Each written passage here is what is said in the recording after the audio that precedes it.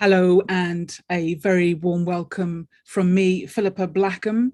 Welcome to our event today. Everything is going to be okay. A special event organised by the Lighthouse Retreat Centre, which is run by the Brahma Kumaris here in the UK. And a special welcome to you from wherever you are in the world, joining in our theme for today. Well, we're going to be asking in our session today one of life's biggest questions. What happens to us when we die? Now, this may be a question that you feel you have already given quite considerable thought to and come up with your own understanding of what happens based on your own ideas or maybe even your own philosophy. But today we're going to be hearing from one woman who had a profound experience when she almost died and left her body, but then came back to life, what we call a near-death experience. Now, it proved to be a moment beyond time, a moment beyond space, which lasted only a short while, but the impact of that has affected her whole life ever since. Now, the title of our event, Everything is Going to Be Okay, is because that was the profound insight that came from that experience of being beyond the body. Now, I'm aware that today is 9/11. In fact, it's the 20th anniversary since 9/11, a time when we remember all of those whose lives were affected by the events of that day. And in many ways, 9/11 sent a ripple of waves across the world, which touched the lives of each one of us. And so our hope today, 20 years later, is that maybe we can send another wave, another ripple across the world, which reaches out and touches the lives of others. But this time, bringing a wave of peace, a wave of love, and above all, a wave of hope. Now, we will be having some moments of reflection during the course of our time together today. So maybe we can each individually, in those quiet moments, dedicate our time of meditation and reflection to those who lost their lives 20 years ago. So, Dr. Ingrid Honkala was born in Bogota, high up in the Andes of Colombia. She's a former NASA research scientist and a marine biologist, and now the author of a book, A Brightly Guided Life, How a Scientist Learned to Hear Her Inner Wisdom. The book tells her account of how she nearly died in a tank of cold water at the back of her family home when she was only 2.5 years old. Her parents had both gone out to work, leaving Ingrid and her sisters in the care of a maid whose attentions were elsewhere. Away from adult supervision, Ingrid and her sister were throwing a ball across the tank, which the family kept for washing the family's clothes. Leaning forwards to pick the ball out of the water, Ingrid slipped and found herself plunging into the freezing cold water. As she felt herself falling deeper and deeper into the tank, she could hear her sister calling out to her. But then everything went quiet.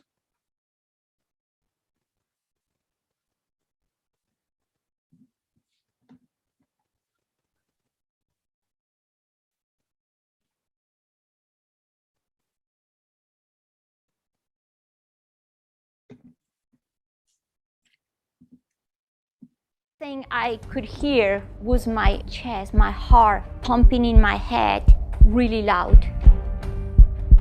And at that moment is when something amazing happened. I went from this state of absolute horror to a state of absolute and complete peace. It was a state of serenity. It was just nothing to fight for anymore. It was just peace. I also experienced the state of absolute silence. So it was what I call the silence behind the silence. Wow. And another remarkable thing that gave a lot of contrast was that this tank was very dark because it was made of cement. So when I fell into this tank, I remember the last thing I saw was darkness. But right there, when the sense of calmness happened, there was a light. And there was a light that happened, it came from below. Bing. And now this light was illuminating my entire watery surrounding. Just like, oh. So I started to just look around and I saw bubbles suspended in the water, and the bubbles were surrounded by light. And I started to chase these bubbles. And by chasing the bubbles was that I turned around and then I saw a body suspended in the water. And incredibly, at that moment, I knew that that was my body. I was born as a very sick child. I was ill all the time. I had respiratory problems. I was always sick. And now I was in a state of absolute well-being. So when I saw the body in the water, I thought, I'm not going back to that. Why would I want to be there? Where I am sick, where I am not free, where I feel trapped. So my first thought was like, I'm leaving. I can leave this body behind. Now, Ingrid spent some time in her out-of-body experience, finding that whoever she thought about, she could be with in a real-time way. She first went to the maid, who was lying on her bed watching the television, but she wasn't able to get through to her. Next, she thought about her mother, and she found herself watching her mother as she approached the bus stop, about to take the bus on her journey to work.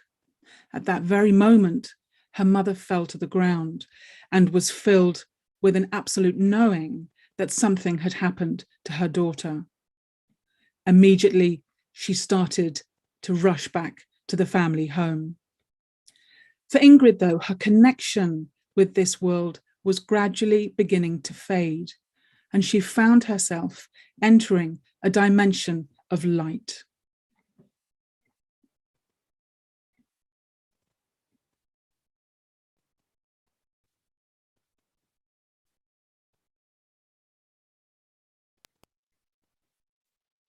There was not limitations of anything. You could actually feel and know everything happening with everybody. And in, again, just a flash, I appeared in a realm that was made of absolute, pure, bright light.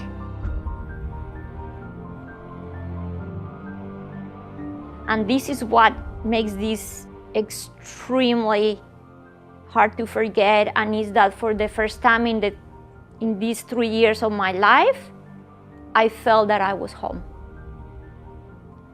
So it was the sense of like, oh, I'm finally home.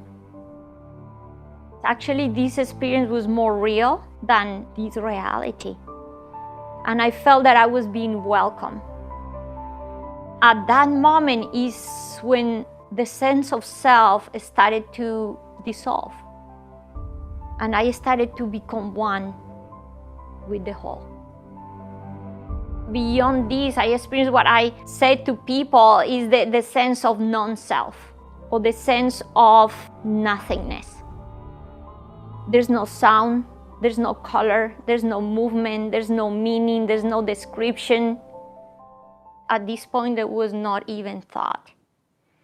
It's like all that was gone. You just complete a state of oneness. Because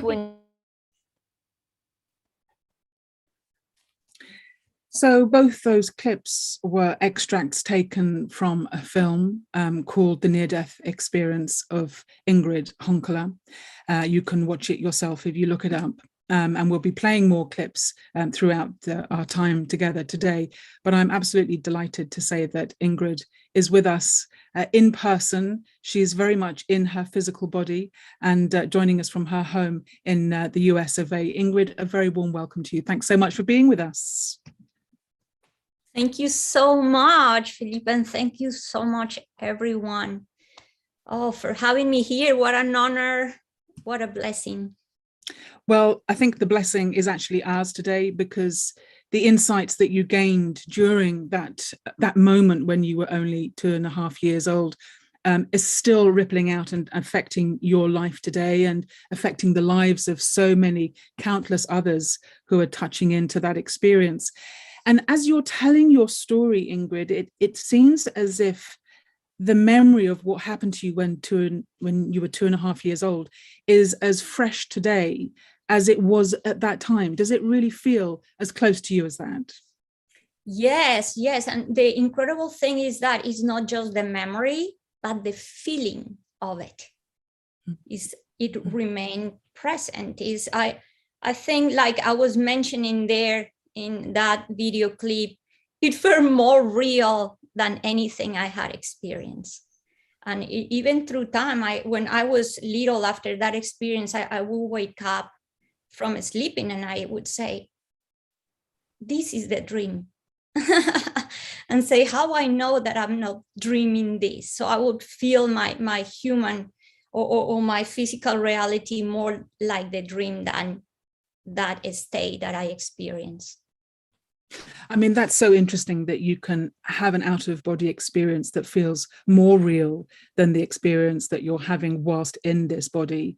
And one of the intriguing aspects about your story is the way in which you were able to think about someone, and then there they were in front of you. It was almost like you were with them in the physical form. How did that work? It is like, Filippo, like time and space just was not present anymore. It's like everything was there in the now. So whoever I would think about, whatever I wanted to do was just in that state of presence. So that was something that was absolutely incredible. And it was just, like you mentioned, going to see the maid, going to see my mom. I remember seeing a dog and feeling, I'm there with the dog. So, and incredibly, it was anything also now that we're talking about that will evoke feelings of love and connection and wanting to belong to that experience. And I would just be there.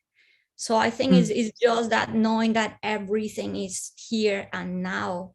We just have to have the intention and the desire and to be connected. Well, we're touching on profound matters today, and to help us explore and understand these matters, I'm delighted to say that we're also joined by Sister Jayanti, who is the additional administrative head of the Brahma Kumaris, joining us from London in the UK. Sister Jayanti, a warm welcome to you, and thank you so much for being with us. What do you make of Ingrid's account of this time that she spent outside of her body? My spiritual understanding and experience tells me that soul, the inner being, and the physical body are two distinct entities. And as a human being, we come together and both work together. And what Ingrid is describing is that state in which the soul is released from the body and is able to experience its original eternal state of truth and immortality. The soul does not die. And so it's beautiful that you've had confirmation of this from such an early age, Ingrid. And from that awareness comes this awareness that I have been blessed with this gift of this human chariot, this human vehicle, to be able to do the best that I can in terms of moving forward spiritually, growing, but also being able to share love and happiness and respect with all my human family. And so that detachment from the body is the requisite to be able to experience this huge connection with humanity, and also to know that there is an existence beyond this physical body. So thank you for sharing that so lucidly, Ingrid. Now, for many people, this will be a new concept, that there is a continuity of consciousness that continues beyond the moment when we physically leave this body. that we somehow continue to think as ourselves and feel that we are ourselves, and even have a connection with those who we physically had a connection with. And yet we're not that person. And I know, Ingrid, for you, when you came back from this experience, because your mother rushed back, she knew exactly where to look for you, and there you were in the tank. She was trained in resuscitation, and she was able to bring you back into life. And I know that after you had that experience, you had this strong sense that you weren't Ingrid, that Ingrid wasn't your name, that you weren't a young girl, that you felt an equal to your parents, that you were somehow more than just this small child. How do you explain this sense of, at the same time, being Ingrid and yet also not being Ingrid? Yeah, that's a beautiful question, because I came back with the sense of detachment, with the sense that I have an awareness that I didn't have before the experience. And it was that sense of like, I have this physical body, but I am not this body. I am more than this. I have experienced that a state of connection, of oneness, I experienced what I call pure presence and absolute consciousness. And now I am in that sense, like Sister Jayanti was mentioning, it was the sense of I am eternal, I am more than this. And then when I look at my body, I just say, I'm not just this child, I'm more than this child. And then I would look at my parents and just realize they're not just my biological parents. I felt them as my equal, because I had experienced a state of oneness. And when I would look at other children, I'll be like, what is happening to these people? They don't know anything. And what was also really shocking for people around, it was also validation through abilities that I didn't have before the experience. And like you mentioned, I'm 2 years or close to 3. And then at this point, I can read and write. I can resolve mathematical problems. I can put together complex puzzles. And through times, I could feel the sufferings of the world. I could just understand when people were talking and what they were talking about, even if it was adult conversation. And this was remarkable, because to me, it was the sense, I am not learning any of this. I'm just remembering. So that brings us to that part of the eternal soul that I say Ingrid is a parenthesis in the eternity of who I am. So it was Sister Jayanti, I wonder, Sister Jayanti, if you could pick up on that, this idea that we have an experience in this physical body that feels very real, but it's actually only a moment in an experience of eternity. And yet we have a connection to this lifetime, to the people that we're connected with in this lifetime. And yet somehow we are more than that as well. Can you just say something about this sort of dual existence almost that we have? Think about all the poets and the playwrights who've existed in fairly recent modern times in the last 500 years or so. And of course, William Shakespeare comes to mind instantly. But so many of them have referred to this world as a stage wherein we are all playing our parts on the stage. And so when I think about an eternal drama, an eternal stage in which there's a huge unlimited play going on, then yes, I, the soul, carry a recording of my total part within that eternal drama. And yes, I have this body now, but I was somewhere else before, and I don't need to know, but like Ingrid mentioned, there's a learning that happened before that one is able to access and draw out if one becomes aware of this unlimited consciousness. So there's an existence I had before in which I learned many things, and I carry that experience here. But at that point, when soul and body depart, separate, then the soul has a continuity and there'll be more experiences. And when I think about the word eternal, to me, the easiest representation of this word is a cycle, a circle, no beginning and no end, eternity. And it seems a very big subject to think about and dwell about. But when you bring it down to a human level and you think about the stage, this unlimited drama, and each one playing their own role. And so here am I playing my role in this particular form, in this particular body now. But that's not the only role I've played. I've played other roles before this, and there'll be other roles I'll play after this. And so there's both that sense of detachment from this physical form, but that detachment gives you an unlimited consciousness, so that gender, color, race, all these external identities that we think are me, in fact, I'm able to separate myself from these and all the biases that are connected with all these differences and boxes that I tick myself in.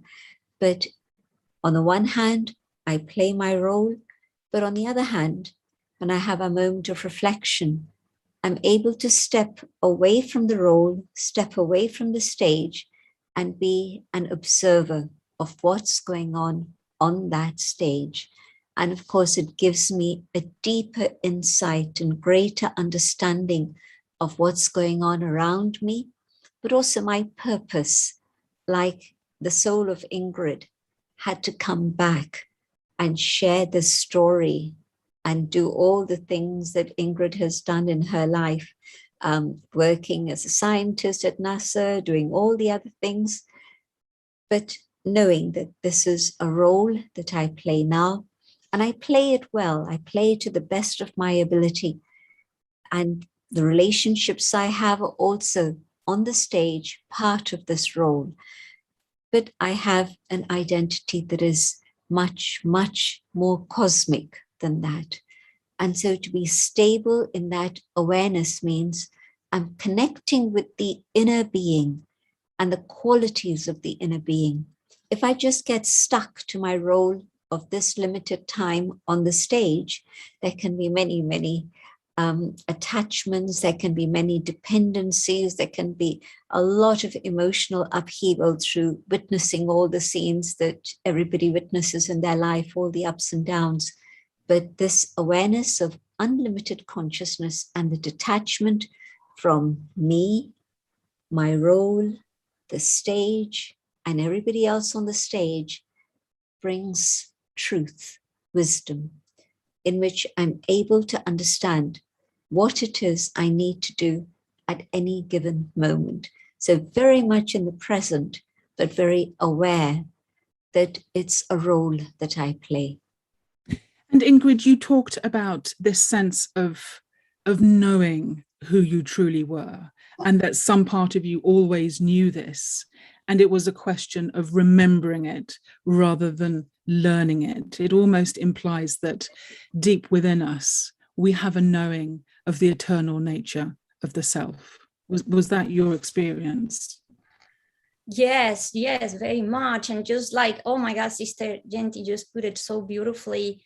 It was that knowing that, I wasn't just like I was mentioning before, it was that clarity that this is just one role I'm playing now. And that's why when people will come and call my name, they come to me, Ingrid, I would just feel aggravated. Of course, now I understand that all this is needed, like Sister Jayanti is mentioning, but I was little. I was just 3-4 years old. And when they come and tell me Ingrid, I'll be like, because I didn't feel attached to my name. And when there was a time when they made a new maid, she came and she's like, Ingrid, we're calling you for dinner. And I said, don't call me like that. That's not my name. And then she said, then how should we call you? And I said, what is your name? And the answer was amazing because I said, I do not need one. So for me, it was the sense of, I don't need names. And that was the time, I guess we will talk about this later, but I started to have communication, and the sense of that knowingness was part of that, not just knowing that I was more than this body, but that expansive communication with what I call beings of light. And it's when I started to hear them for the first time, and they said to me that it was going to take time for people to understand that I was correct, that names or what we call labels were not needed in the realm of the light. Well, let's talk a little bit more about that, and hear another extract from your film, because when you were in this state of being beyond time and space, you had this profound sense of the unlimited aspect, the eternal aspect of yourself. But in this dimension of light, you weren't alone. Let's hear what you had to say in the film. Things went really, really hard, and I was in the worst of the moments. The help that I needed came in the most remarkable way, in the sense that I was being taken to the realm of the light during my sleep. At the time, I didn't know that I was having out-of-body experiences. And although all that was kind of disturbing, I wanted to happen because it was bringing me to that realm of the light. Then I guess at the time, the only thing I enjoyed really doing was going to sleep. And in one of these journeys, one day I was completely surrounded by starlight figures that were shining in all different colors. And I was like, wow, there's a being of light. And now they are here. It approached me and it touched me. And at that moment I said, oh, you are a being of light. By being in their presence and feeling that state of home that I was experiencing in that realm of the light, made me feel so well that I started to heal. And I started to eat, and I started to communicate with everyone again, and I just started to feel joyful and happy. And although they didn't know or do anything, the sense of love was such that nothing else was needed. And that was the teaching I got from the very beginning. Everything is going to be okay. And although I couldn't understand that many times, how this can be okay, that was always the teaching. Everything is happening for a reason, and everything is following a path of perfection. We just don't know this, because we're just living and understanding a very little piece of the picture. We don't know what anything is for. And later in my life, I learned that the purpose of this was the beings of light wanted to show me that home was not a place. Home was a state of being. Home, heaven, is here and now. Amazing. So your near-death experience, Ingrid, seems to have been a catalyst for these out-of-body experiences that you were having when you went to sleep, and you described there beautifully these encounters with these beings of light. Who did you think those beings were at the time, and who do you think those beings are now with the benefit of hindsight? I think that even like us, everything is a manifestation of consciousnness. So to me, as it was just the presence of what we could call angels, ascended masters, guides. I have the clarity that the only aspect, we're not, this physical body, like we were mentioning, is not that only way in which consciousness manifests. It just manifests in just myriads of ways. And it also happens and manifests for us in the ways that we can understand it. And that for my mind as a 4-year-old, it had to be in a way that was clear for me.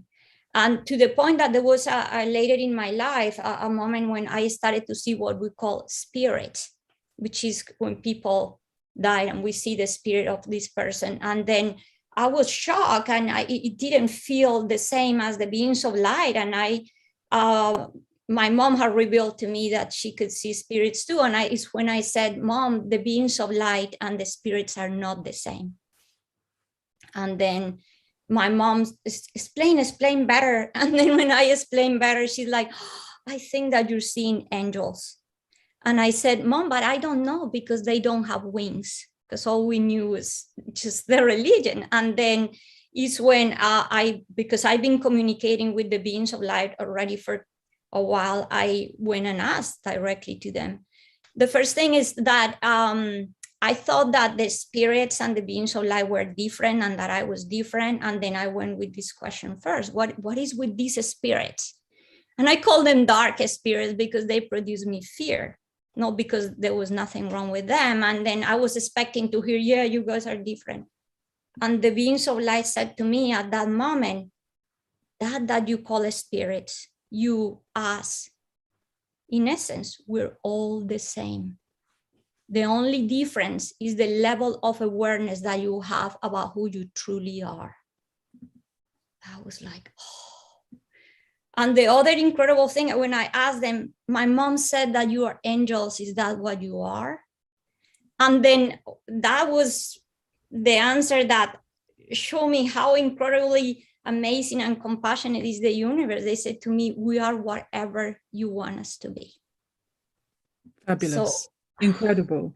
Sister Jayanti, I know within the tradition of the Brahma Kumaris, there has since the beginning been a gift that some have had to not just have profound meditation, but to almost travel to that dimension of light, which is beyond the physical world that we know. And you yourself have been one of those people. And as a child, you had many of these experiences that Ingrid is talking about. Can you say a few words about what the Brahma Kumaris understand by these encounters with beings of light? Who are they? What are they? I think that the answer that they gave Ingrid is a very wise answer, because different people will call them by different names. And the word that comes to my mind when I used to see them, and now I understand a little more, I would also say that they're angels, beings of light. They don't have a body of bone and flesh like we do, but they have a form, but it's a form of light. And it's like, say, for example, if I'm sitting here and I have a telescope and you don't, well, with that telescope, I'm able to see that realm of light and experience a communication with these beings. And yes, there are also the dark ones, the ones who haven't yet evolved within their own consciousness and purity. And so no need to go there. But in terms of those beings of light, they're actually messengers of God's love, of God's peace. And they come to different individuals when individuals are ready to connect with them.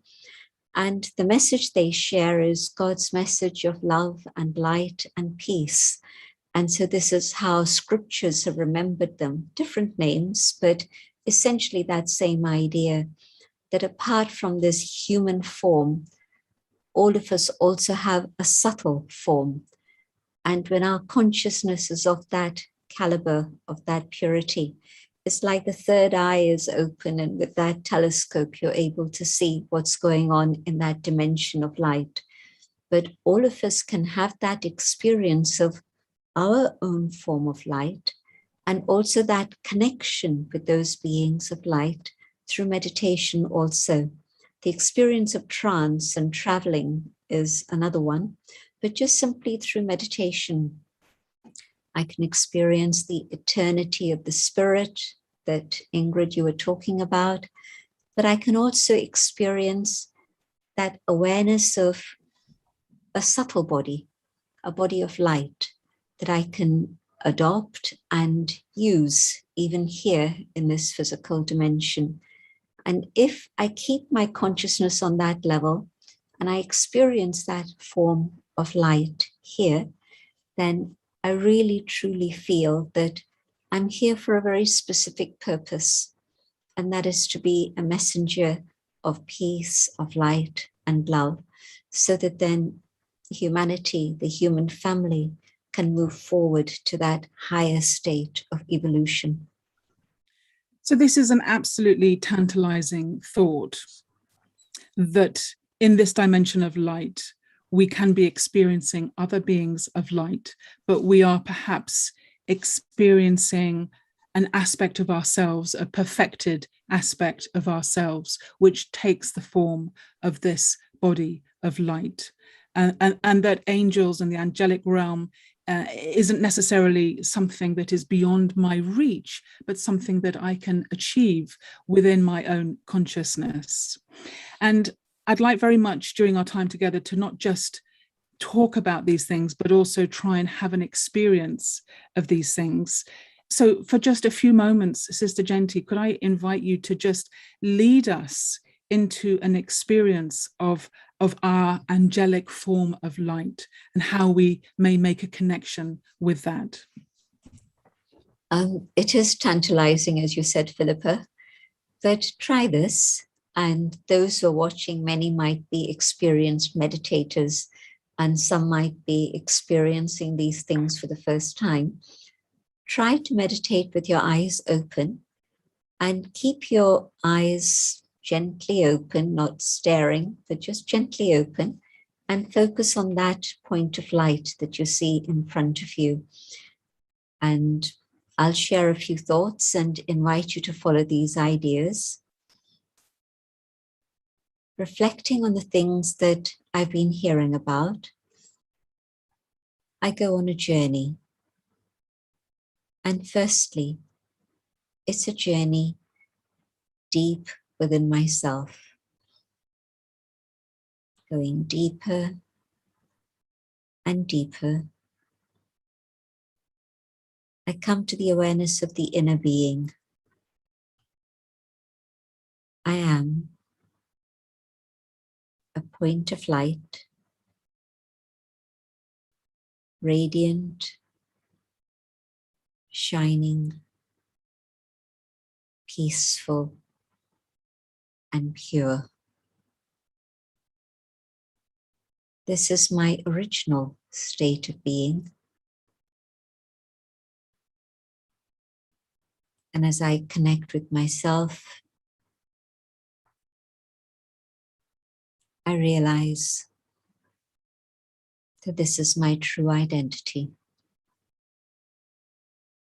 I am a being of light.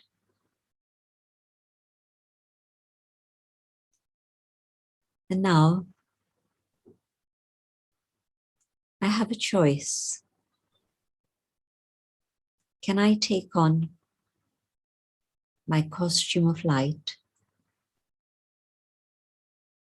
Or do I want to take my physical costume? And so for a moment, I choose to experiment and feel I, the soul, in my sparkling costume, the costume of light.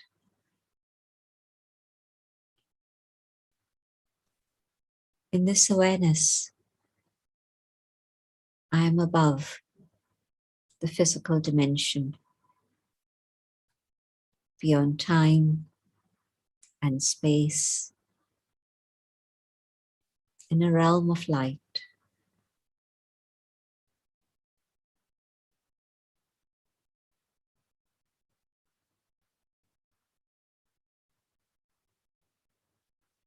And now,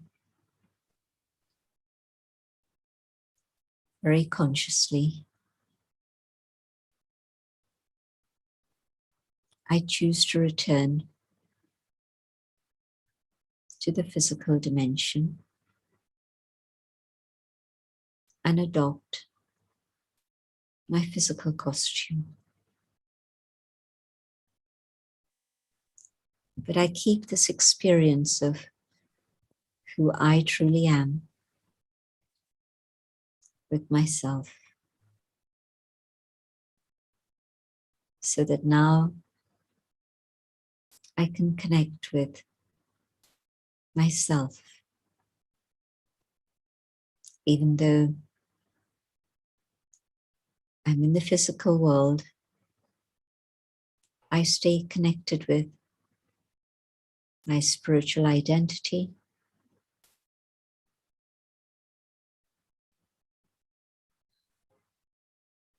and also honor all the relationships I have in the physical dimension. But now I know that whenever I choose, I can adopt my own costume of light.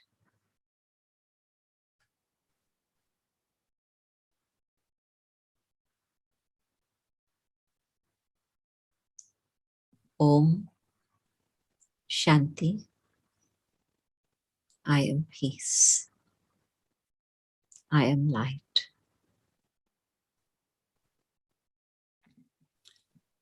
Thank you so much, Sister Jayanti. I suppose the good news for anyone watching this is that you don't have to have a near-death experience to have this sense of being in the realm of light, that it is something that you can consciously practice and develop the skill of being able to experience these more subtle aspects of ourselves. And I think for most of us who have been on a spiritual journey of some sort or another, there is very often a sense of the spiritual path calling and prodding and poking you. And we can sometimes have a resistance to that and feel, I can hear what you're saying, but I'm not listening, not going there. It's not happening. I'm going to carry on with my life over here, doing something which at the moment feels much more interesting. And we just as if we sometimes have to struggle and suffer and experience what it is we don't want, to sometimes quite dramatic extents, in order to then have a desire for a different experience. And I know, Ingrid, that this was very much the case for you. After this profound experience, you reached a place where you didn't want to know anything about that. You just wanted to be a regular kid in college, the same as everyone else. Let's just hear another extract from the film in which you talk about this somewhat more challenging time in your life.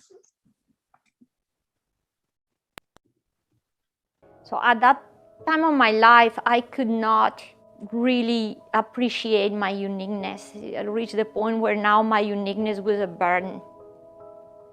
So I joined college, and it's when I told the beings of light, I want to be like everyone else.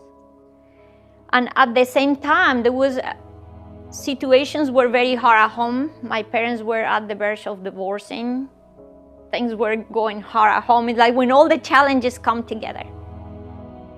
I guess this is the moment where these two very deep questions knock the door of my life. I ask, when did we stop being one with the whole? And how is it possible to forget who we truly are? I kept asking the beings of light, why me? Why this is happening to me? And it's when they answered to me, in 20 years you will understand. What? 20 years, imagine, and even at that age, 20 years is like a forever and a day. And they say someday you will pass these teachings to others. No. At that moment of my life, I was not interested. I want to become a scientist, I'm not interested. I'm not teaching this to anyone. I asked the beings of light just to give me a break, pretty much. I wanted to be like everyone else. And this is the compassion of the universe. We're not forced. I mean, at that moment, it was like, okay, you're not going to see us or hear us for a while. When you are ready, it will happen. Awakenings. Now I was in the absolute knowing that source or the creator or God or ultimate reality, however we want to call it, was the essence of absolutely everything. Everything was it. And at that moment is when I realized that 20 years had passed, as they had said, because the two questions I asked 20 years before were answered. How we stop being one, when did we stop being one, and how is it even possible to forget who we truly are? And the answer came, like, again, no time, not 20 years had passed. And the answer was, one never stopped being one. One never left the source. One just became distracted and seemingly forgot. So what is the purpose of time?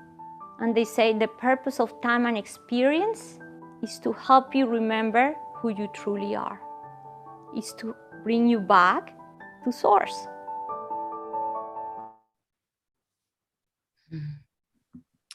So they're two kind of contrasting experiences, really, of earlier in your life, at the beginning of that 20-year process, Ingrid, and at the end of your life, when the realization of what was happening to you became clearer to you.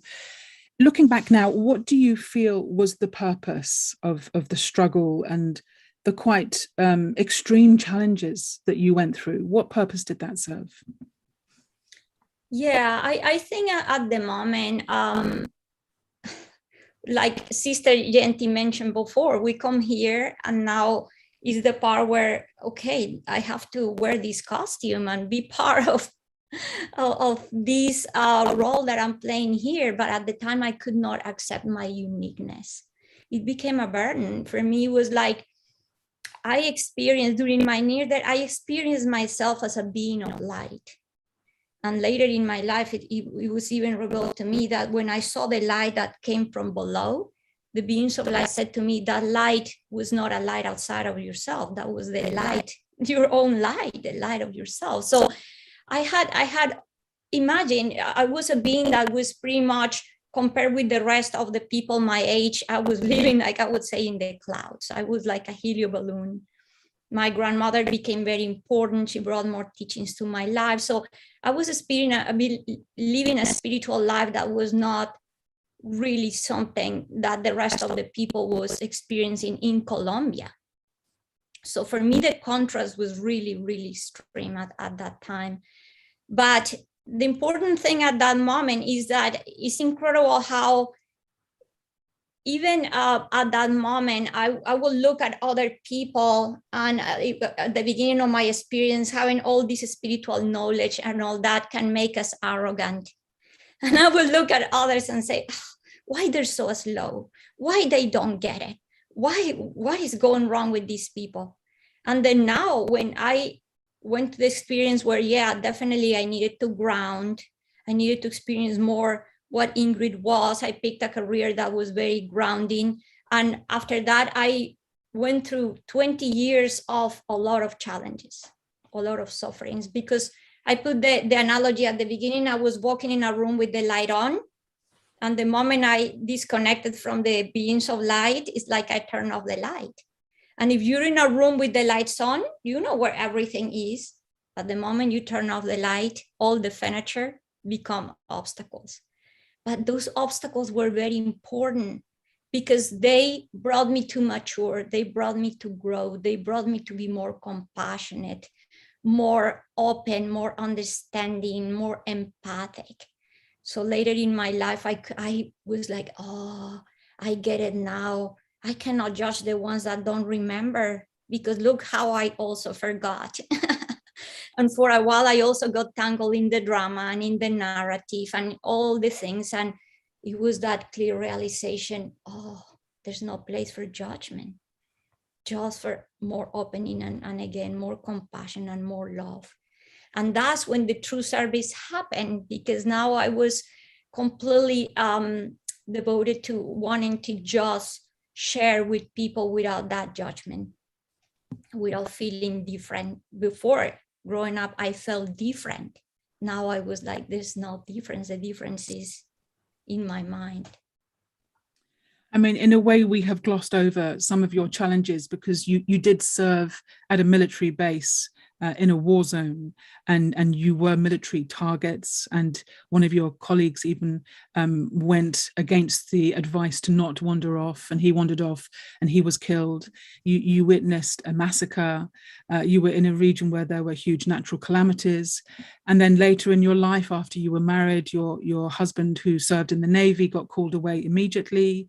You were left on your own with a baby who then became sick.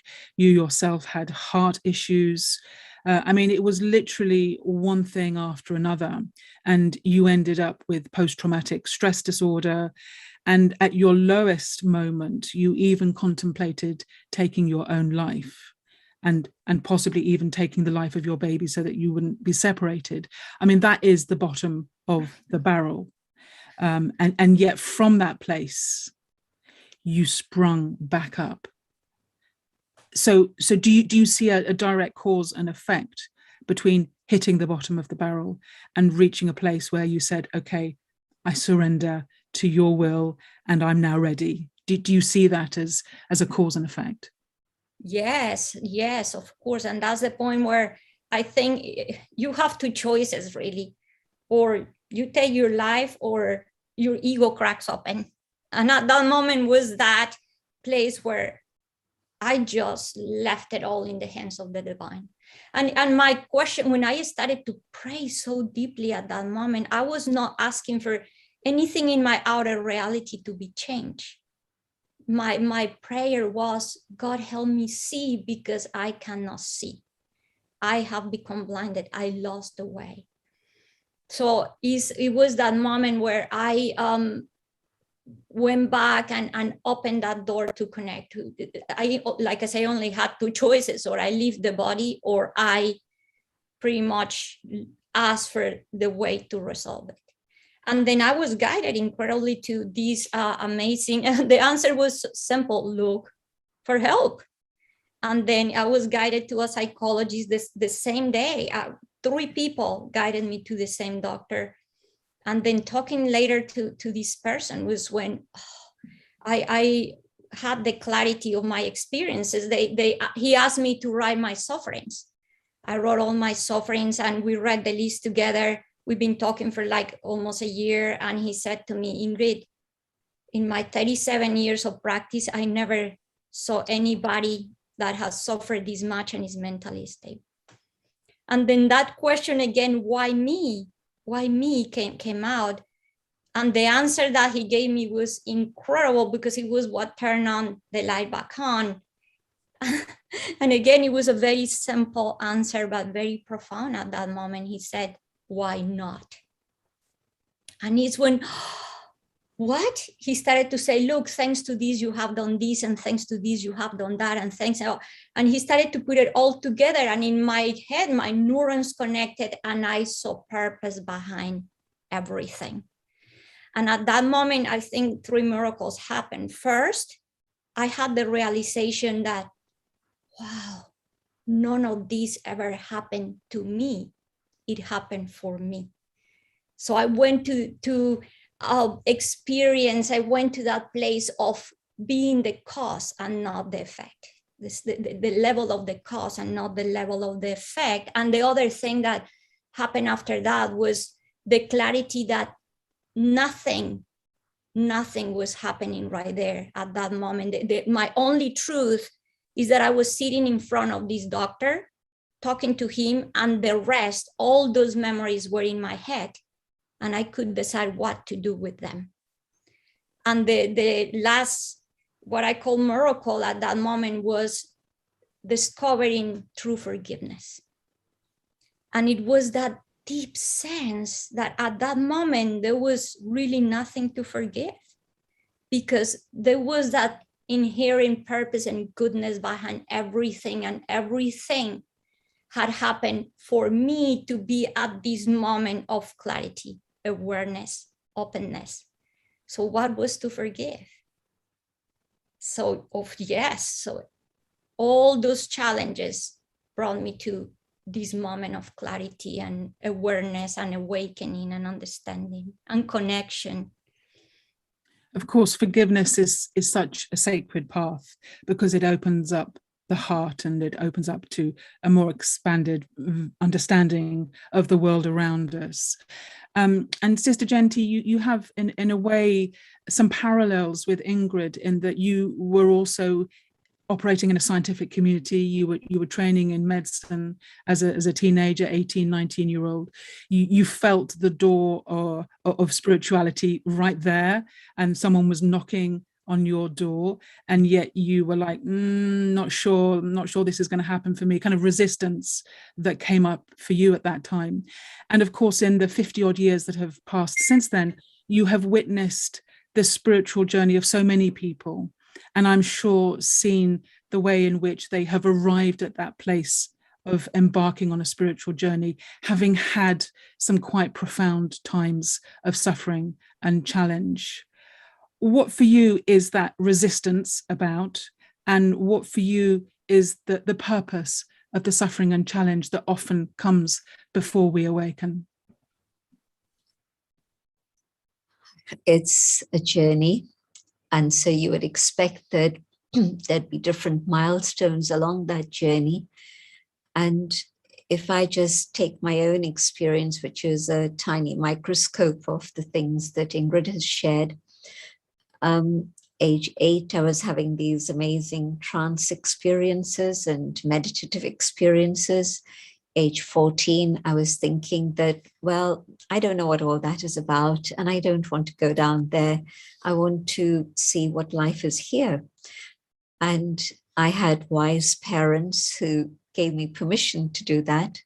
But even through that journey from age 14 to age 18, so it was a much shorter journey, what was happening was I'd go to India and I'd meet the people of the Brahma Kumaris and the founder there.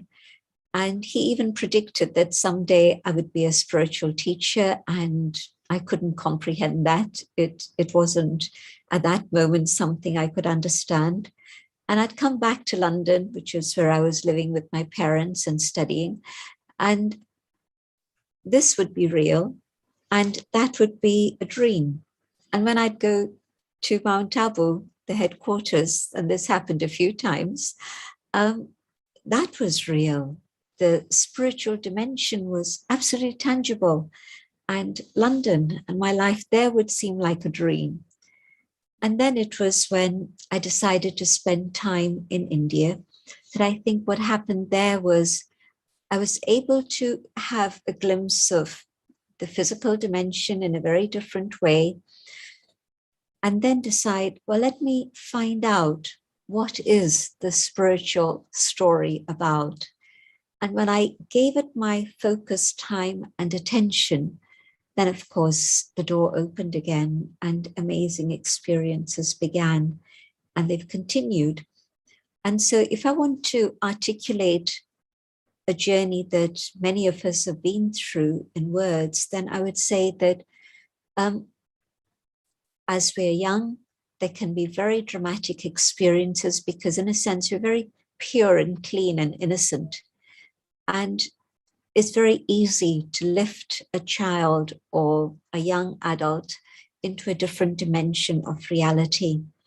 And then when our attention gets diverted, and Ingrid uses the word distraction, and I think that's a very accurate description. When we get distracted by the material dimension and then we immerse ourselves in that, we lose contact with the spiritual truth and that reality.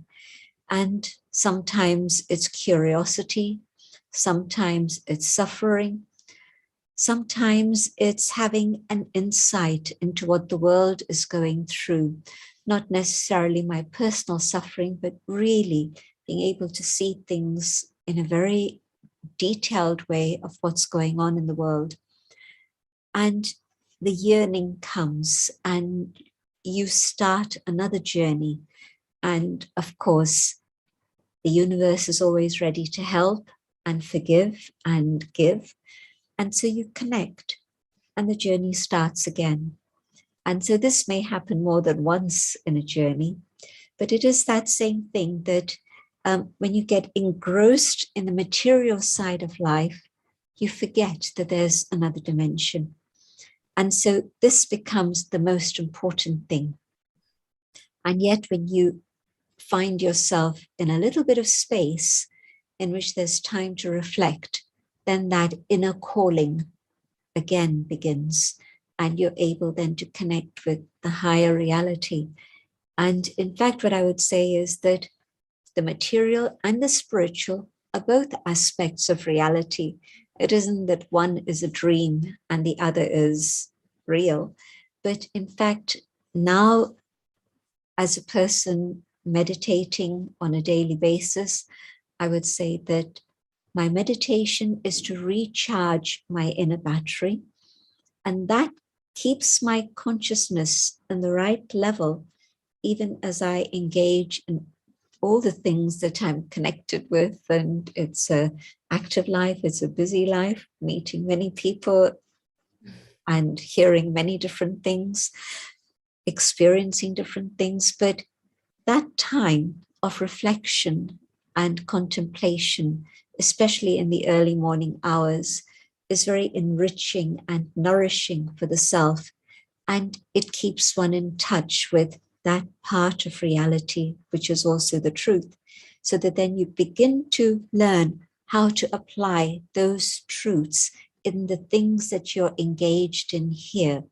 And so say, for example, it's no more that there's a distraction of playing a role. There is a role to be played, but it doesn't trap the soul. One is able to play that role, but also even in that engagement, there can be moments of detachment from the physical into the spiritual dimension, so that that stays as a reality. And most importantly, the humility, the love, the compassion, all of that is then accessible.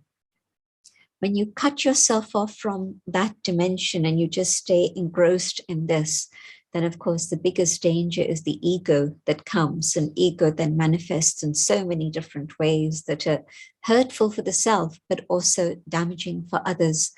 And if you manage to keep the spiritual and the physical together, because soul and body are together, it's not that they're separate, they are together.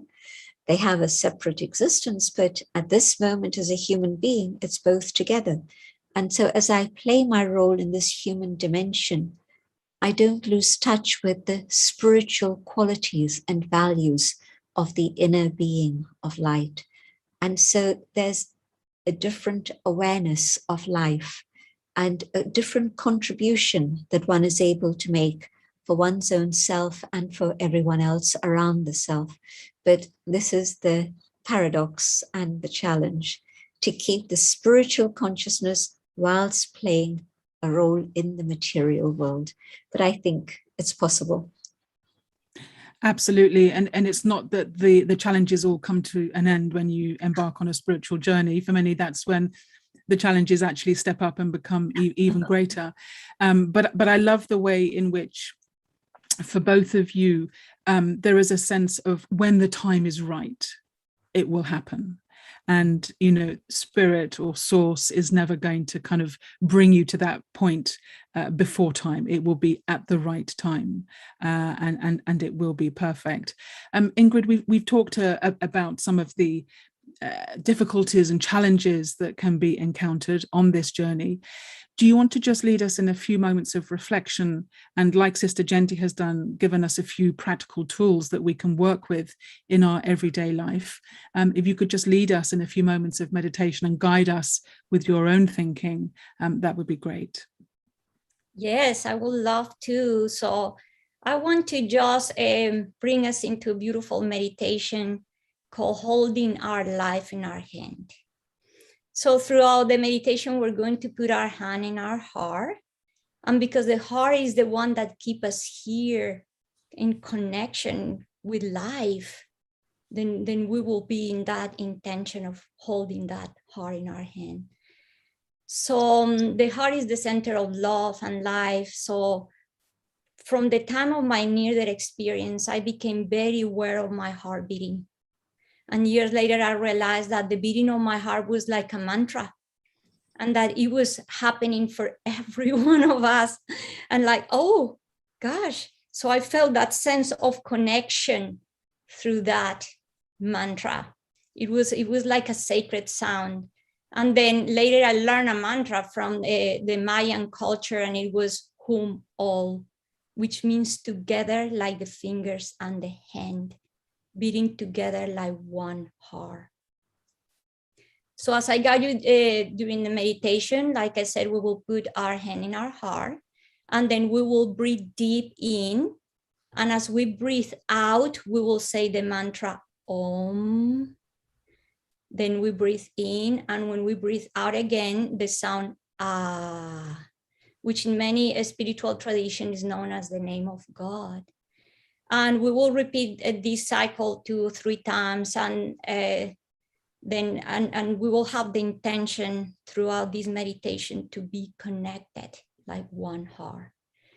So let's lower our gaze or close our eyes, whatever feels best for you. And then we're sitting in a comfortable position, doing nothing. And we feel the ground beneath our feet holding us, making us feel safe, grounded, stable. And then we simply relax.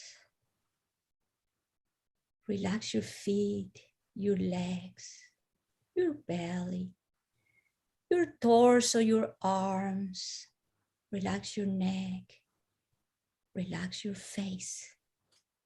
Simply relax.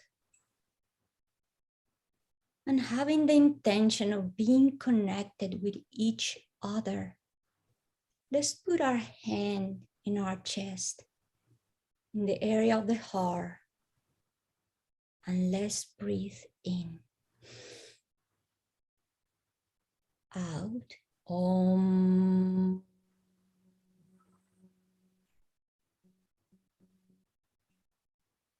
In. Out.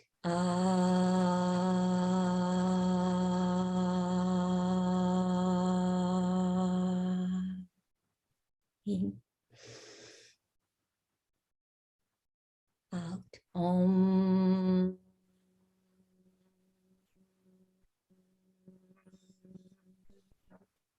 In. And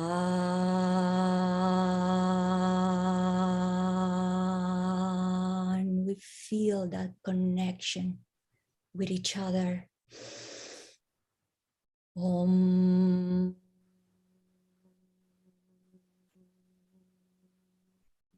One last time.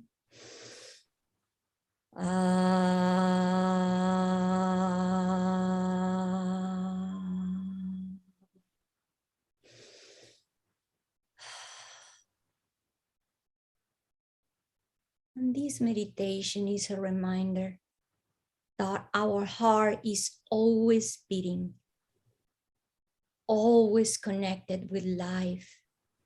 No matter our cultural beliefs, religion, gender, color, age, our heart is always giving, keeping us alive and connected through love, vibration, and sound. To me, it is a reminder of the presence of the divine source, which is present with us here and now. And is that balance that Sister Jayanti mentioned, that balance between our human existence and our soul.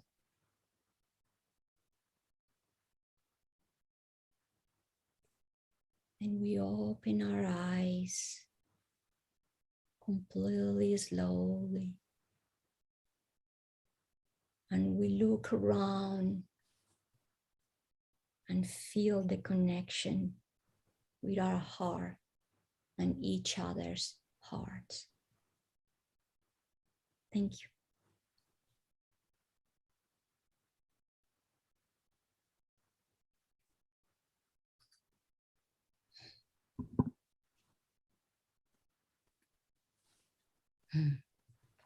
Thank you so much, Ingrid.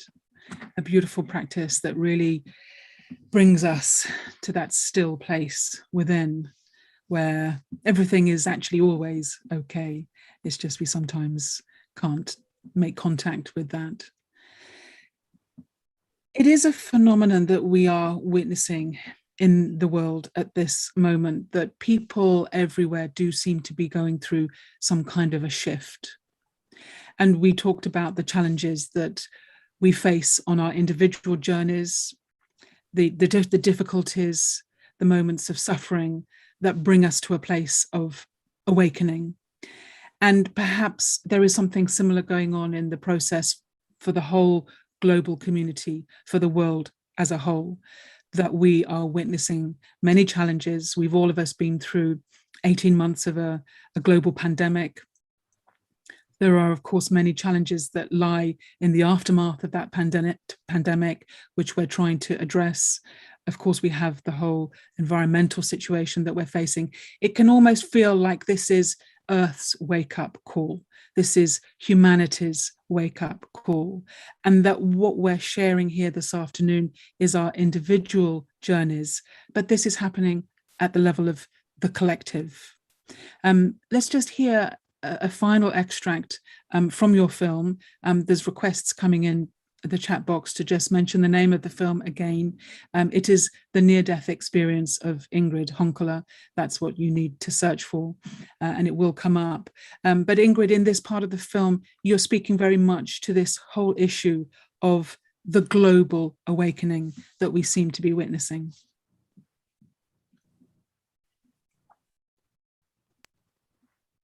World, how we can say that things are going better for some when the world is in such disaster. And people come to me with the feeling of disempowerment, and they say, what can I do?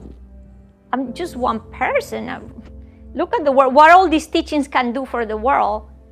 And I said, you can do everything or you can do nothing. It all depends. You can do nothing if you see the problems of the world as a whole. So I put the example of a house. Say that you have a big castle and the castle is in absolute mess. Every room, everything in this house, in this castle is just disorganized. There was a huge party, a mess, a disaster. The moment that you think that you can clean all this house in one morning, in 1 minute, in one moment, the feeling of overwhelming is such that you will become disempowered. What can you do? Nothing. So you cannot see the problems of the world as a whole, because then you disempower yourself. But the moment you think, oh, what if I start room by room? What if I start by clearing up the kitchen? What if I cannot even do the whole kitchen? What if I start by the table? And little by little, the moment you organize this space and you pat yourself on the shoulder, oh, I did this. So now you're putting that you're learning in practice. You're empowering yourself. I can do something. Peace starts with each one of us. The moment we expect that others do it, the moment I look outside and say, look at the mess outside, I cannot do anything, I lost the battle. But the moment I say, I am this being capable of loving, capable of giving, then now I am becoming that light. And each one of us can be the light in the path of each other. I am not a light that is going to work alone, because one light is easy to be blown away by the wind. But what if I start joining like we're doing here? Another person that already discovered, I have that inner light. I have that inner power, and all these lights start joining, and now we become a huge flame. And this is actually happening in this moment in the world. Although there's still a lot of chaos out there, there's a lot of people waking up right now. a lot of people that have been shaking so hard by all these challenges and all these hardships that we're starting to realize, what can we actually do? What can I do myself?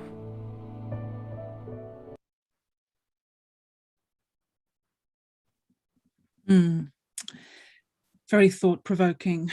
And I think, Sister Jayanti, anyone with us on this program today will resonate with that sentiment of overwhelm when we look at the world situation and feel that sense of helplessness. What can I as one individual do? And yet, as Ingrid is saying there, each one of us can be the light on the path for each other.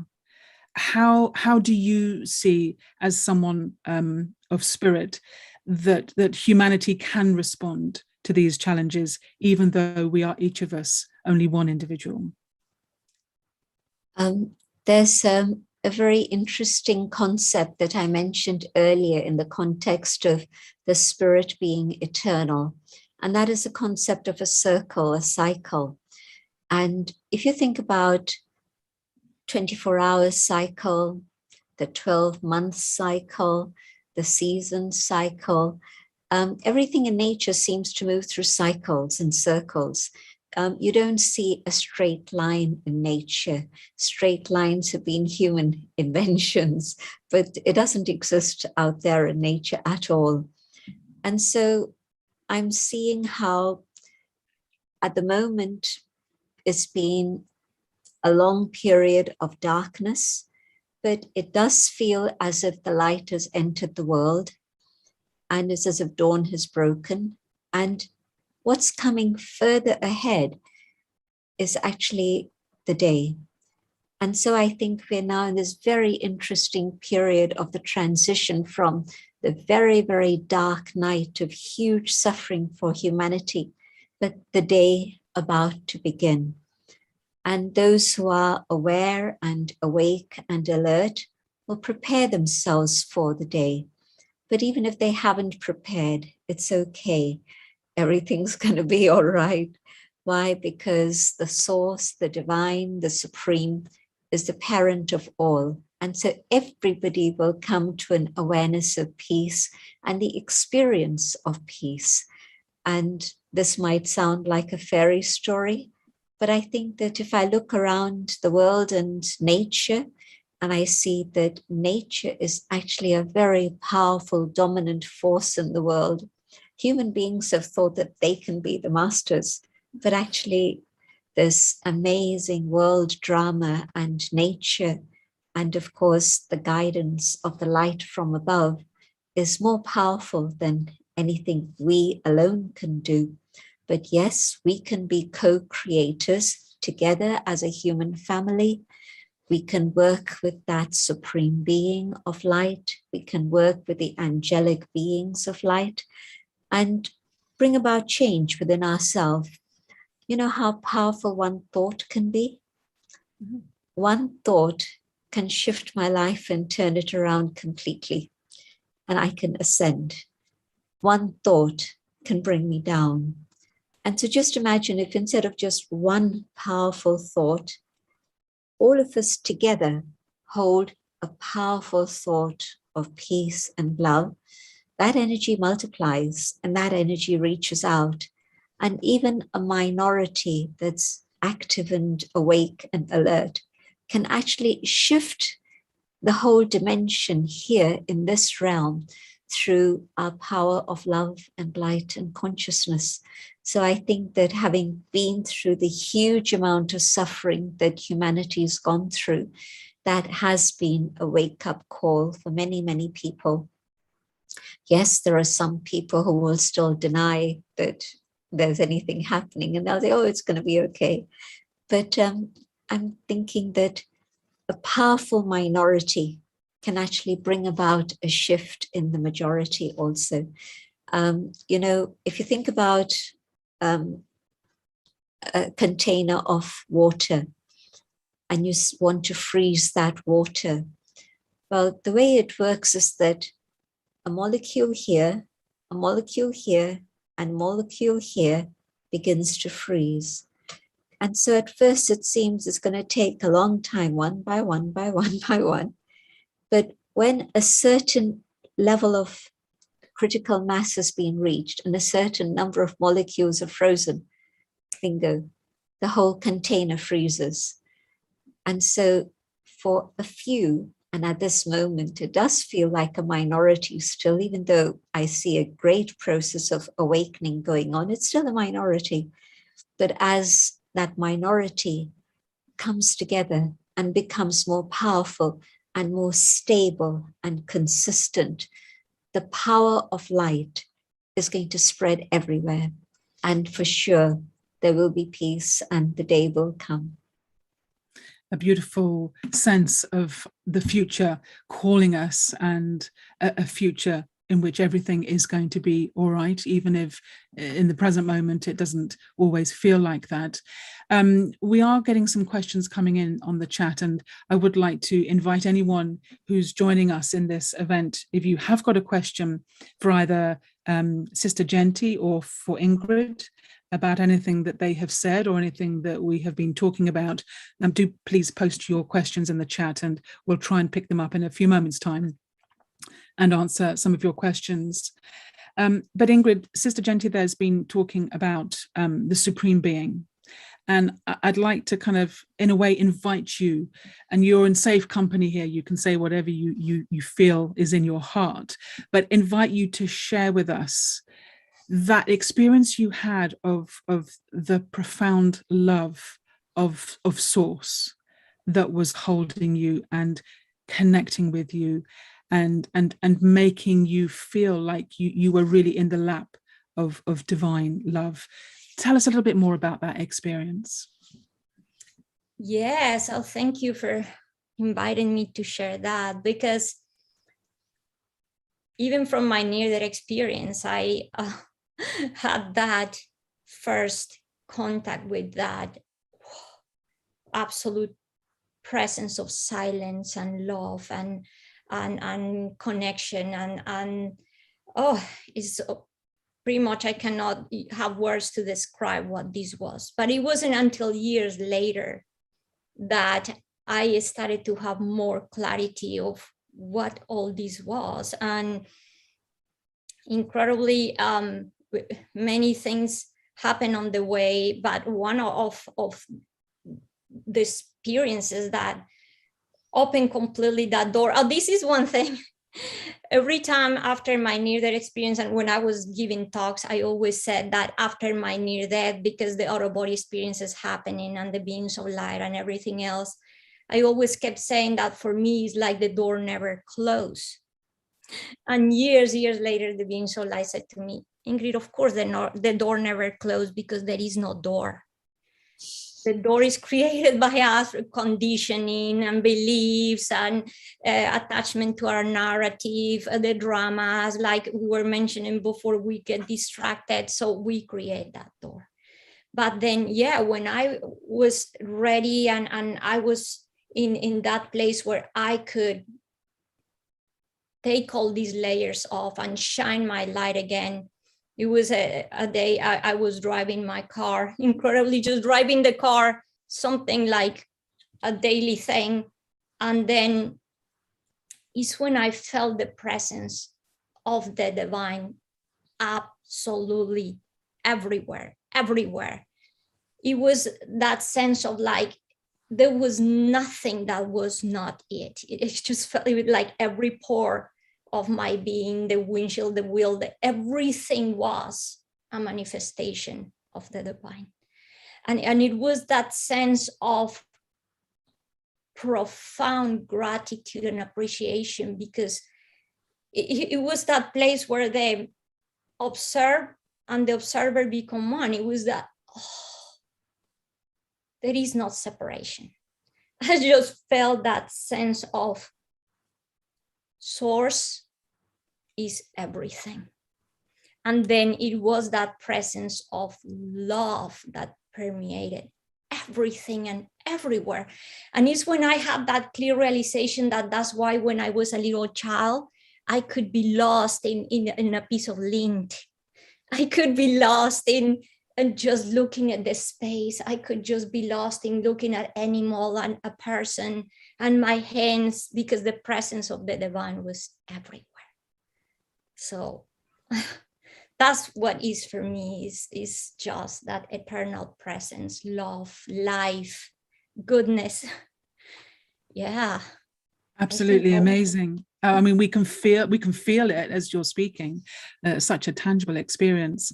And Sister Jayanti, Ingrid was talking very beautifully about that, cleaning up the mess one room at a time, or even just one table at a time. And we do have a huge task. We have a huge house to clean up. To what extent do you feel that that task can really only now be accomplished by making a connection with something that is greater than ourselves, which Ingrid is calling source and you are calling supreme being? And is that something which is new for humanity at this time, that we can have that direct connection and direct experience, or is that something that has actually been available to us all the time and we just haven't known how to access it or connect it? And if we have a desire to connect with that now, how do we do that? Human beings have been trying to sort things out and make things better for a long time, but it feels as if everything we invent or create, there seem to be side effects, repercussions in a negative way. I won't go through the list of things that have happened to humanity in that search, but it's happened fairly frequently. We think this is going to be the solution, and a little while later we realize that, well, it wasn't really the solution, and it's just complicated matters even more. And this happens in politics, it happens in science, it happens in terms of the environment, the economy, but we keep trying.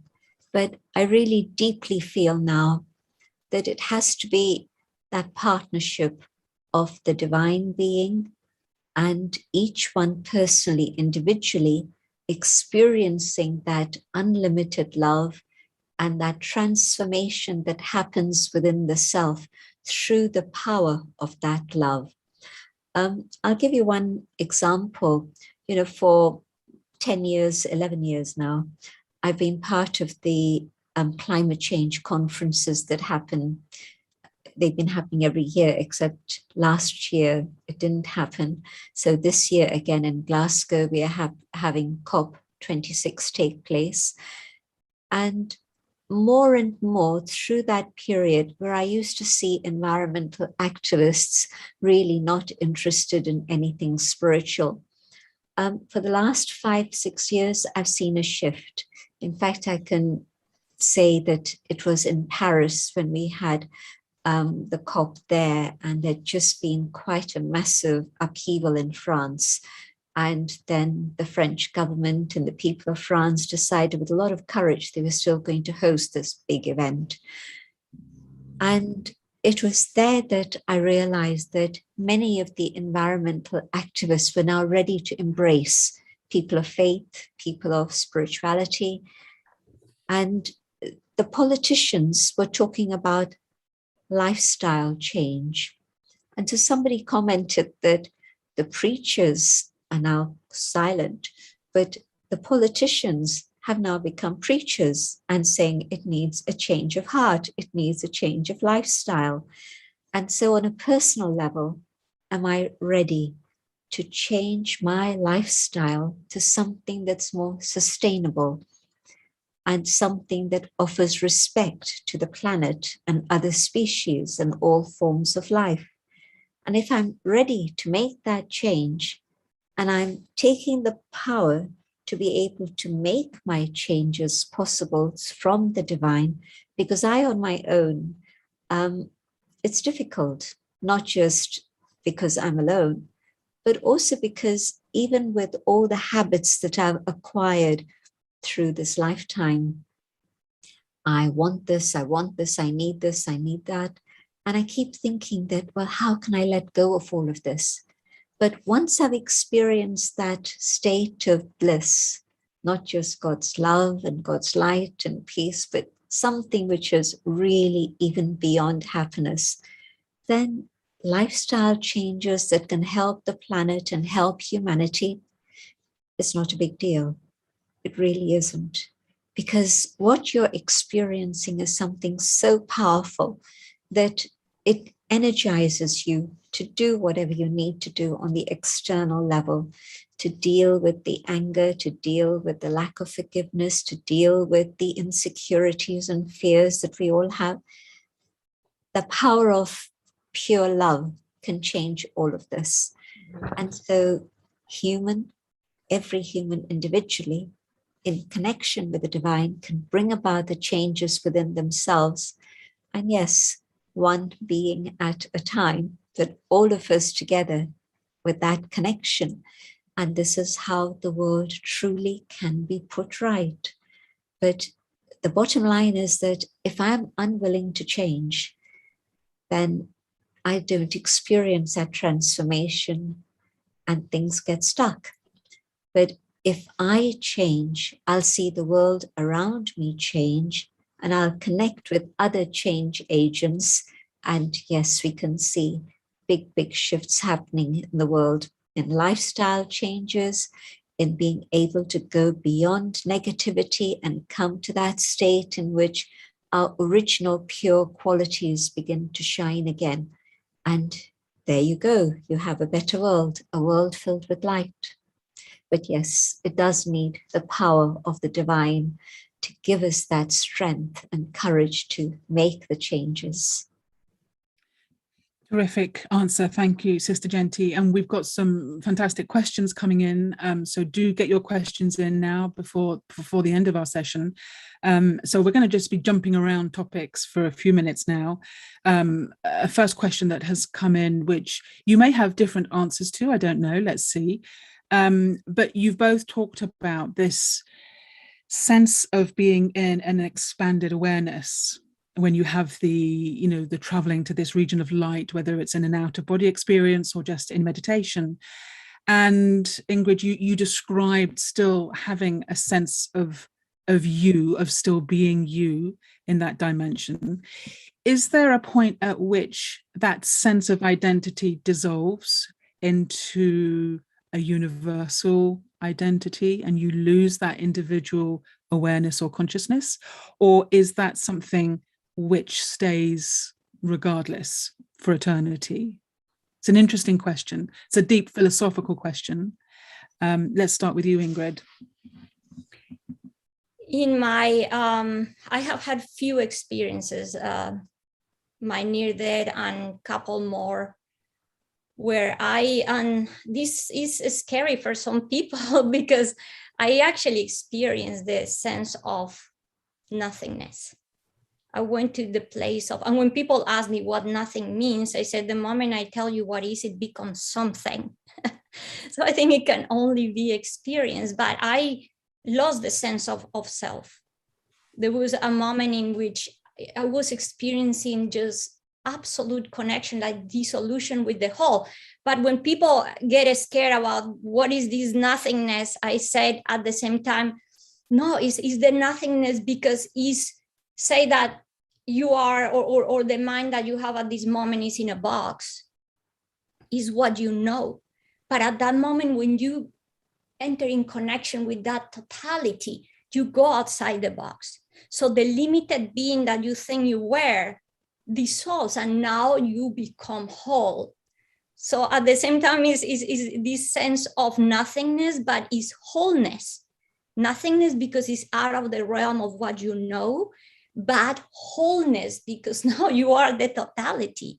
You're huge. And there was an experience that I had one time. I wake up in my bedroom in the middle of the night, and I was so huge that I couldn't almost fit in the bedroom. So it was that sense of like, I am enormous, and I was in my physical body. I wasn't even having a near-death experience or nothing like that. So it's that knowing that, wow, I am this and I am that. Yeah, and I can, like Sister Jayanti said, play the role and keep the divine in everything I'm doing. I don't have to create separations Right. in the mind. This is our kind of limited human brains in a way that are coming up with these questions. But Sister Jayanti, in meditation, there is, if you're fortunate, there is often the experience of forgetting anything about who you are and just being lost in the experience of love. For you, is there always a sense or a thread that connects you back to your individual identity? Or is there a moment when you just become part of the expansion of love? In meditation, first there's a sense of communication with the Supreme, the Divine, the Source, by whatever name, but that light. And there comes a moment when it's no more thought communication. Anyway, it's not through words we reach the divine, it's through the power of our thoughts, our mind. But thoughts become still, the thinking has now finished, and now there's just simply the being and the experience. And yes, the description that you were sharing, Ingrid, is very similar. There isn't that sense of I separate from the divine, but really being absorbed in that vastness of love. And then when I come back out of the meditation to the things that I need to do here on this planet, on this plane, there isn't a sense of separation, but there's a different feeling. And the feeling is of companionship, of the soul connecting with the divine and still close, but in the form of a friend, a companion. And so the more I keep this awareness alive, and it's up to me to keep that consciousness, and it's easy to slip away from that because all these distractions continue to be distractions, even though it's wonderful work that you might be engaged in. You're seeing the results of the goodness of that power working, but it's easy to then get engrossed in the work rather than in the being. And so the trick is to keep in that awareness of the being in which there's this companionship of the divine, so that then it's not me alone trying to do anything, but it is with that support of the companion, and that love stays, that light stays.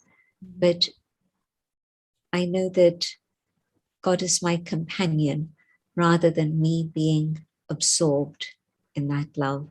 So I do what I need to do, but it's with guidance, it's with direction. And so whatever is then happening here is going to be very worthwhile and meaningful, filled with divine purpose. You're nodding along to that, Ingrid, as Sister Jayanti is speaking. And I know in the film you say at one point that actually we are never alone.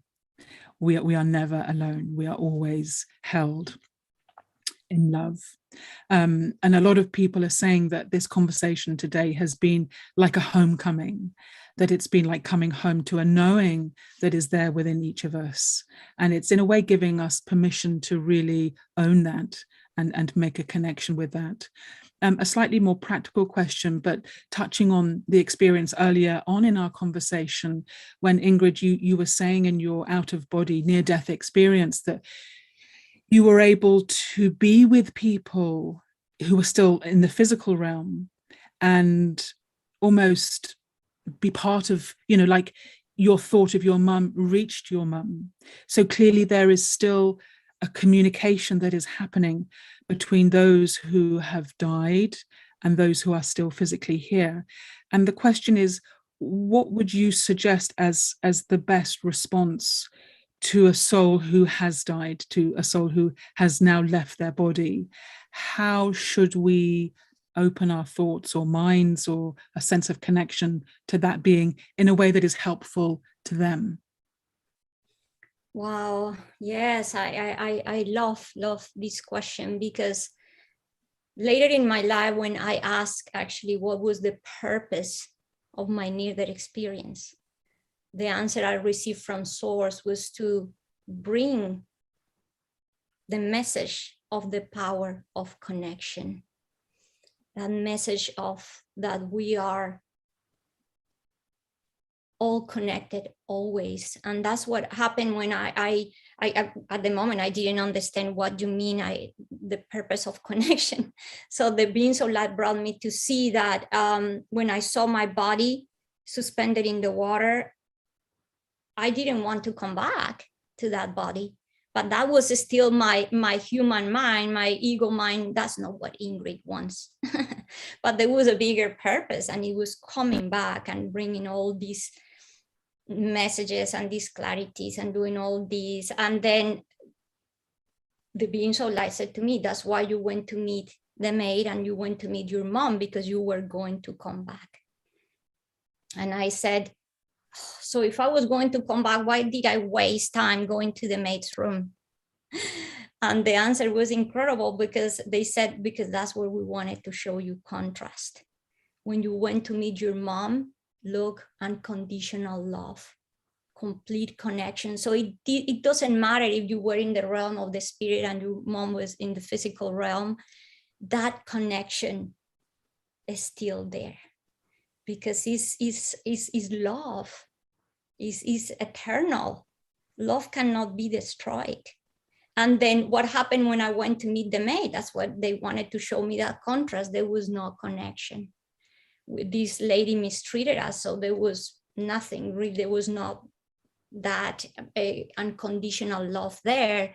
So they said to me, look what happened when there is no connection. They will let you drown. There will be division. There will be separation. There would be war. Wow. But look what your mom did. She was able to listen. 10 minutes away from home, she was the one that rescued you. The person right there next to you couldn't even feel you. So see, it doesn't matter.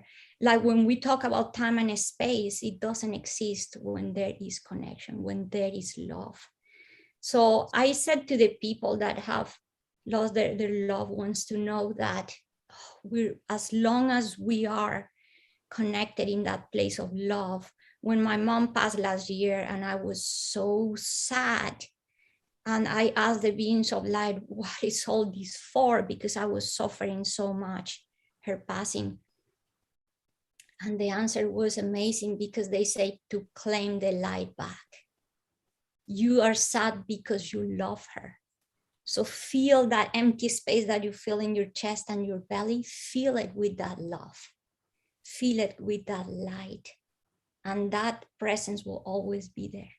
Yeah, you allow the feelings of sadness to be there. Do practices of grieving. If you are able, just move your body. It is so important to grieve. And then, little by little, allow yourself to go to that place of, you will be sad, but now, the more you know they are there with us, then and going to that place of creating a space, like Sister Jayanti was mentioning, meditating, knowing that love is present, you're able to connect and feel that presence. So we are eternally connected through the power of love. Is absolutely what you're saying. Some beautiful comments coming in from people saying that as they're listening to you speaking, they have tears rolling down their cheeks because they're feeling so moved. And it is a topic that, you know, people feel very close to. It's close to all of our hearts. We've all of us lost loved ones. And so it's so comforting to feel that that connection of love is eternal and can still be there.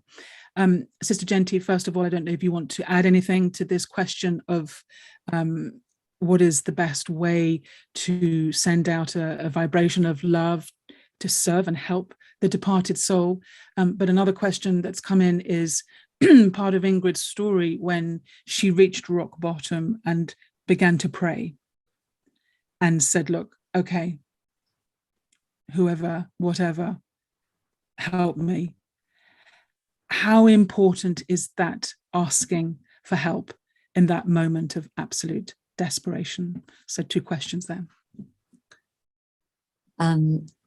Ingrid's description of the power of love and how that connects us is absolutely beautiful, and I would agree completely.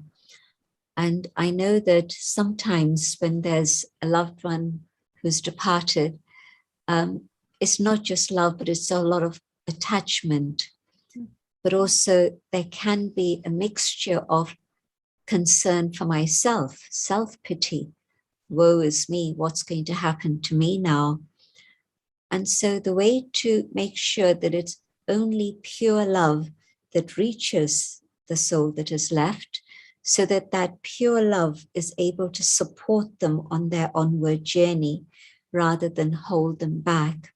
Because if it's my attachment, if it's my self-pity, then that can be a hindrance for their journey also, because the connection is so strong that my feelings reach them.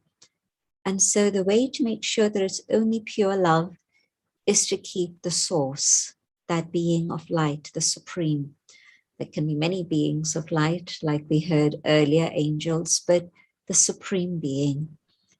If I hold the supreme in my thoughts and let my love go via the supreme to the one who has left, then what I'm doing is making sure that it's only pure love that's reaching out to the other. And of course, added to my pure love is also the love of the source, the love of the divine. And so that soul is able to receive my pure love, but also the love of the divine. And that definitely comforts them and supports them and helps them in their journey. And they'll be able to feel it, definitely. So the near-death experience story is a very powerful illustration that the soul is eternal, the connection of love is eternal, and thoughts reach those whom we love, even away, nothing to do with physical distance or even time, be able to cross the barriers of time also. And the second question, yes, I do believe that sometimes a soul has to reach that point of total humility, where there's no more ego left, in which I'm ready to ask for help, because there's a journey of the human soul in which I can do it, I can manage. And when I let go of that completely, and I know that I on my own cannot manage anymore, but I know that there is divine help available, and I am ready to let go of my ego and say, I need that help. There are no doors, as you beautifully shared earlier, Ingrid. It was only my own mind that had created the barriers and the doors. And so immediately my letting go of ego, my humility at that moment means that I can feel the help reach me and carry me out of the bottom of the pit to that reality of that existence of light.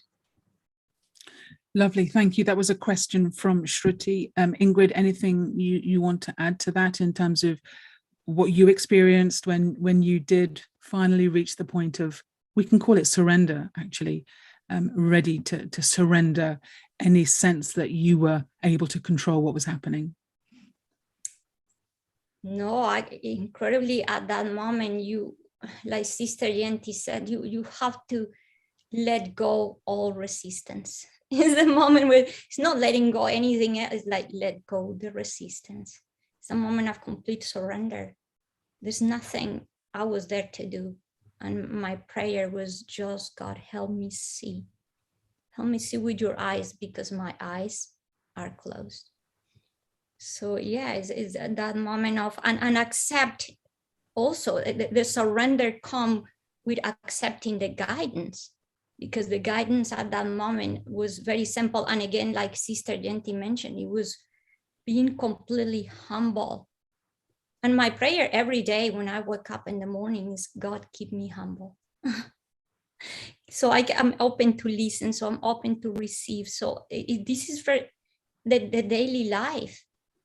And then at that moment, is like I said before, the guidance was so simple: look for help.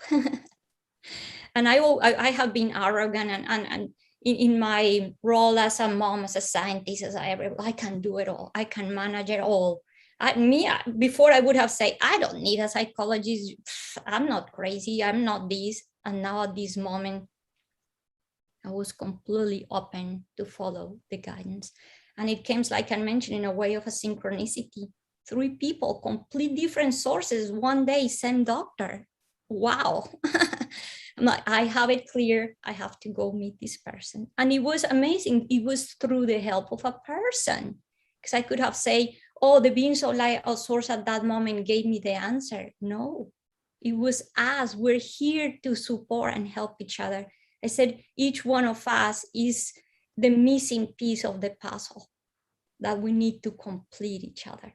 So I'm like, wow, this person, and the power of this meeting with this person was that he was a listener. Look at the power of healing when we're being listened and when we learn to listen. So it's a lovely sentiment that, you know, the divine can help us through other people. You know, help can come via other people. It doesn't necessarily come as a bolt from the sky. Sister Jayanti, we've throughout the time we've had together had moments to pause and reflect, and I think we've reached another one of those moments when it would be great to just sit with all of what has been spoken about today, the power of love, our eternal connection with each other, the divine love that we can tap into at any moment.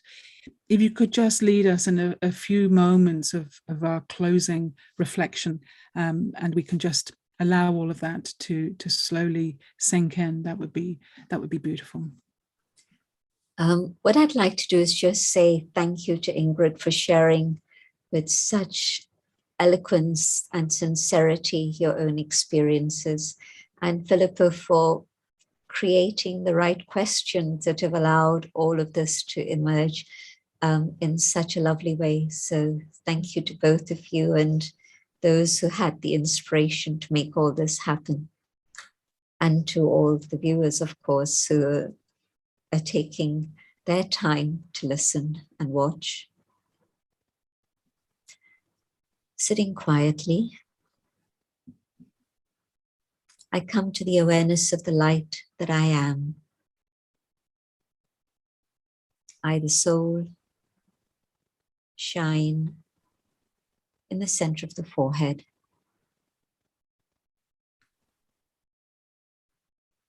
I am a being of light. I am a being of peace. And in this consciousness, I connect with the divine, the supreme, the source of love,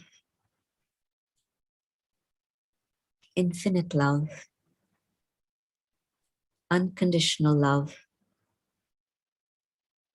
non-judgmental love, love that empowers, love that heals, love that uplifts, love that transforms, love that accepts me as I am.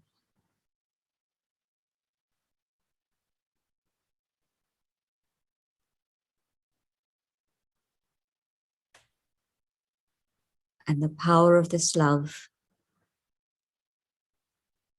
reaches not only I, the soul, the power of this love reaches out to my entire human family.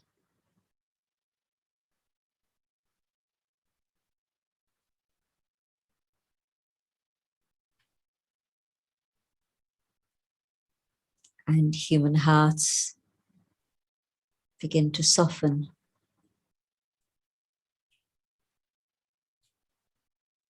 and barriers begin to come down.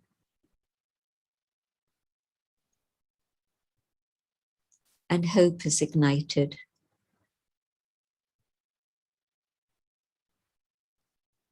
And a vision appears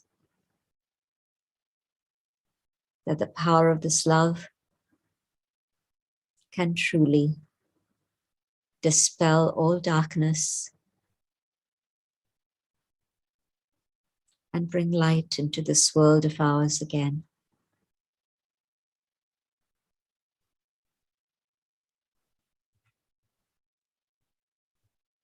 I stay merged in this ocean of love.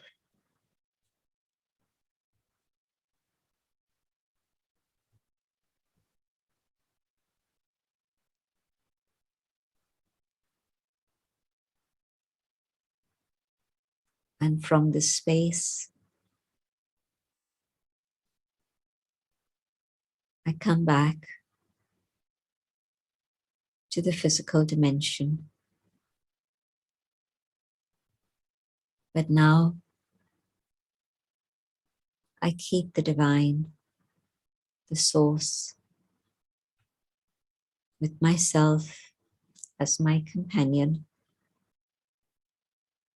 as I return to do all the things I need to do in the physical dimension.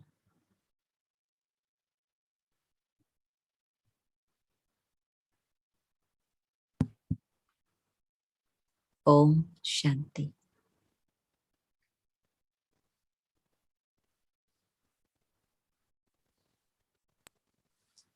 Thank you. Thank you so much, Sister Jayanti. I think both your experience and Ingrid's experience has pulled all of us into an experience of this divine realm of light that you both talk about so eloquently. Before we close, it would be nice to just finish with a little message of hope, because I think today has very much been about hope, that everything is going to be okay, ultimately. Sister Jen, well, let's begin with you, Ingrid. What message of hope you would like to leave people with today? Oh, yes. Thank you. I would just say that through my whole experience, and like we talk today through this conversation, I want to bring to you that I have realized that there is no death, there is only life, that we are eternal divine beings, and that we are never, ever alone. We're more powerful than we think we are, so we truly can be the change we want to see in the world. When we learn to calm our mind and align with source, that path becomes clear. And that's why meditation is so important. We have to create that space. And to end, the beings of light, couple of teachings that are very powerful. They said to me, do not be concerned with what others do, not because you don't care, but because you care so much that you fix yourself first. And they also said to me, Ingrid, I wanted to understand about purpose and mission. And they said, Ingrid, all of you, your purpose is to be the light, that light that you already are. And your mission is to shine it. So to end, I just say, let's together rediscover that light, shine it, and become that big flame able to illumine the world. Om Shanti. I want to write those words down and put them on a card and stick it on my wall, because that was just beautiful. Thank you so much, Ingrid. Sister Jayanti, a final message of hope from you. A little bit similar to what my dear sister Ingrid has shared. And I would just say, visualize the point of light that you are, and let yourself be aware of that. And it will shine, it will radiate peace, and stay connected with that source, that supreme divine being of light. and that light will always guide you in the right direction to a place of safety, a place of peace, and a place of love. So just two little things. Be the light and stay connected with the source of light and love. That's another postcard going on my wall. Inspirations for every day. Sister Jayanti, Dr. Ingrid Honkala, from the heart, thank you both so much for your profound sharings and for your honest sharings. It's the deepest part of yourselves that you have shared with us today. And I think everyone watching will have been very deeply touched. Thank you so much to both of you. And thank you to all of you for being part from wherever you are, being part of the energy that we've created today. Thank you for all your questions. We haven't by any means got around to all of them, partly because some of them were in Spanish and my Spanish isn't so good. But thank you anyway. And if you are left with a sense of wanting to know more about this, there is going to be a follow-up event next weekend, actually on Sunday the 19th of September, and it's called The Awakened Soul, Living Lightly, Serving Freely. And it's at 2:30 next Sunday. You can find out more by visiting www.lighthouseretreatcenter.org. So do join in next Sunday. But for today, from all of us here, from our hearts, thank you, goodbye, and Om Shanti. Om Shanti. Om Shanti.